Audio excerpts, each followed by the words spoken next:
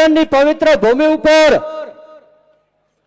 અને મારા રાજકોટના પાદરની અંદર સમગ્ર ગુજરાતમાંથી વધારેલા મારા ઠાકોર સમાજ અને કોળી સમાજને નવગણજી ઠાકોરના જાજા રામ રામ. સમયની મર્યાદા છે, વક્તાઓ ખૂબ છે, પણ વિશેષ વાત નથી કરતો કે અમિતભાઈ, જ્ઞાનીબેન, આ ગુજરાતની અંદર આ બેનર ઉપર લખેલું છે કે ઠાકોર અને કોળી સમાજની 38% વસ્તી છે.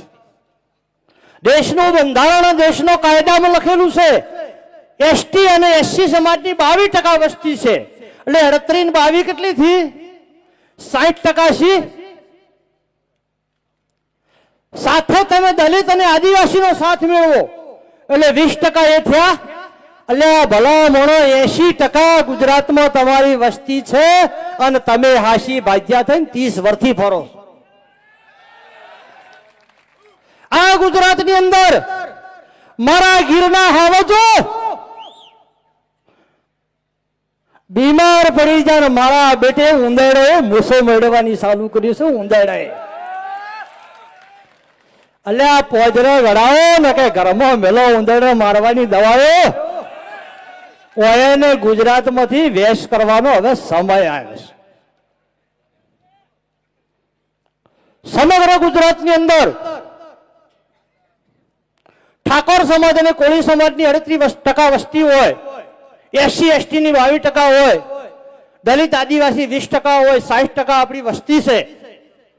એટલે અહીં આજે આ જસદણ, વિંછિયા અને રાજકોટની ભૂમિ ઉપરથી તમારી બધેની રજા લઈને હું એક જાહેરાત કરું છું. જ્ઞાનીબેન, અમિતભાઈ, આગામી 2027 ની અંદર ગુજરાતની ગાદી ઉપર ઠાકોર, કોળી, દલિત, આદિવાસી માલધારી અમે બેસાડીશું. પણ સાથે સાથે તમારે અમારા હમો લમણો રાખવો પડશે.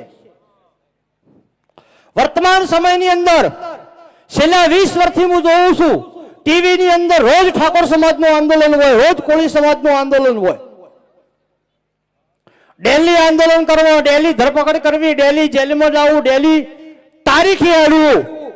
એના કરતા એક માનું ધાવણ ધાયેલા હો તો ગુજરાતમાંથી સરકાર ઉખાડીને ફેંકી દો. તમારી 38% વસ્તી છે અને 38% વસ્તી હોય અને તમને આ લોકો ગુલામ બનાવીને શીલે બોધી રાખે અને તમે બેઠા બેઠા શેગડું હલાવો છો. આમ આમ આમ આમ આમ આમ શરમ આવે છે. ગુજરાતમાં શરમ બને. તમારા કરતા તો ગુજરાતમાં 9% વસ્તી જેની છે, લોકોને પ્રણામ અને વંદન કરું છું કે એ લોકો સરકારને 1.5 કલાકમાં ઝુકાઈ શકે છે. કેટલી વસ્તી છે એમની ગુજરાતમાં? 9%. તમારી કેટલી છે ગુજરાતમાં? 38%. તો 38% વાળા હાશી ભાગ્યા અને 9% વાળા મારા બેટા બાદશાહ. તમારે બાદશાહ રહેવું છે કે હાથી ભાગ્યા રહેવું છે નક્કી કરો. ઘણા લોકો મને ગુજરાતમાં એવું કહે છે કે ભાઈ આ જાતિવાદી માણસ છે, કુમવાદી માણસ છે. હું જાતિવાદી નથી, હું કુમવાદી નથી. જેની ગામમાં વસ્તી વધારે હોય એનો સરપંચ હોય છે કે નથી હોતો? મને હા નાનો જવાબ આપો. તો ગુજરાતમાં આપણી 38% વસ્તી છે, 22% એસસી એસટી આપણામાં રાજી છે, દલિત આદિવાસી આપણામાં રાજી છે. આપણી 80% સંખ્યા વાળા ગુજરાતના મુખ્યમંત્રી ના બેસી શકો? બોલો. એટલે જે લોકો આ વિંછિયાનું સંમેલન બંધ કરાવવા ફરતા હતા એમને હું આ વિંછિયાની ધરતી ઉપરથી ચેલેન્જ મારી નવગણજી ઠાકોર કહેવા માંગુ છું કે આ સંમેલન નથી ભાજપનો વિરોધ કરવા, નથી આ સંમેલન કોંગ્રેસનો વિરોધ કરવા. આ સંમેલન કોઈ રાજકીય આગેવાનની કારકિર્દી ખતમ કરવા નથી. આ સંમેલન ગુજરાતમાં મારા કોળી અને ઠાકોર સમાજના હક અને અધિકાર માટે. એ લોકોને ખરાબ હવાઓ જે ફેલાવે, આમ ફેલાવે, તેમ ફેલાવે. એટલે આપ સૌને હું વિનંતી કરું છું કે તમારું પ્રગતિ કરવી હોય, તમારો વિકાસ કરવો હોય અને તમારા આવનાર ભાવિ પેઢીને સમાન ભેર જીતાવી હોય તો ગુજરાતમાં જાતિ આધારિત વસ્તી ગણતરી થવી જોઈએ, થવી જોઈએ, થવી જોઈએ. 27% ઓબીસી અનામત છે, એની અંદરથી ઠાકોર અને કોળી સમાજને લાભ મળતો નથી. ત્રીજા નંબરમાં ગુજરાતમાં ઠાકોર અને કોળી વિકાસ નિગમ ચાલે છે, એમાં એમના નિગમમાં 1200 કરોડ રૂપિયા આલે છે અને તમારા નિગમમાં 15 કરોડ રૂપિયા આલે છે. જેની 38% વસ્તી છે એને 15 કરોડ, જેની 9% વસ્તી છે એને 1200 કરોડ. આ ભેદભાવ શેનો? આ ભેદભાવ એટલા માટે છે કે ગુજરાતના શાસકો તમારી સમાજના નથી. એટલે જે લોકો વિંછિયાનું સંમેલન બંધ રાખવા માંગતા હતા એ લોકોના સભામાંથી હું ચેલેન્જ ચાલુ છું કે તમારામાં તાકાત હોય તો ઠાકોર અને કોળી વિકાસ નિગમમાં 1200 કરોડ રૂપિયા હવારને ખાવો. મર્દના દીકરા તમને ગણું. હોળી ધૂળેટી પછી ભારતીય જનતા પાર્ટીના પ્રમુખની વરણી થવાની છે. જો એમના બાપની તાકાત હોય તો ગુજરાતમાં ભારતીય જનતા પાર્ટીનો અધ્યક્ષ ઠાકોર કે કોળી બનાવે તો હું ભાજપમાં આવવા તૈયાર છું.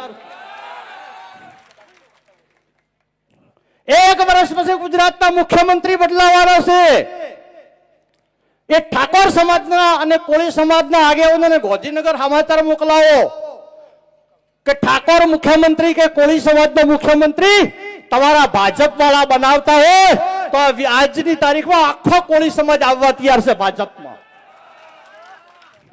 અલ્યા તમારું અહીંયા આવતું કોઈ નથી અને ખોટું સમાજને ગુમરાહ કરો. મને એક રસ્તામાં મિત્રનો ફોન આવ્યો કે નવગણભાઈ ચો જવાના? અમે કીધું વિંછિયા સંમેલનમાં. 2 મિનિટ ખાલી. કે કોળી સમાજ ને ઠાકોર સમાજના કેટલા બધા આગેવાનો ભાજપમાં છે, તમારા અહીંથી ક્યાં જવાની જરૂર છે? મેં કીધું મારા ભાઈ, અમારો ઠાકોર સમાજ અને કોળી સમાજ મોભાદાર અને માન ને મર્યાદા વાળો સમાજ છે. અમારી દીકરી પારકા ઘરનું પાનેતર ઓઢે ને એટલે મર્યાદામાં એ જાહેરમાં બોલે ને. મારા કોળી સમાજના ને ઠાકોર સમાજના આગેવાનોએ કમલમની ચૂંદડી ઓઢી લીધી છે.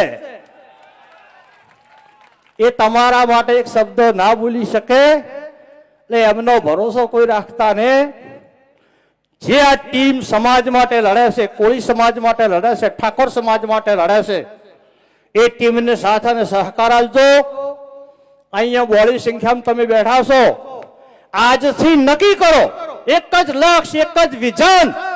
2027 ની અંદર SS1 ની અંદર ગુજરાતમાં શાસન આપણું કોળી ઠાકોરનું હોવું જોઈએ, હોવું જોઈએ, હોવું જોઈએ. કોઈને વાત ગમે કે ના ગમે, બાકી આ વાત મને ગમે છે હું તમને કરું છું. જ્યાં સુધી આપણી સરકાર નહીં આવે ત્યાં સુધી આપણો વિકાસ થવાનો નથી.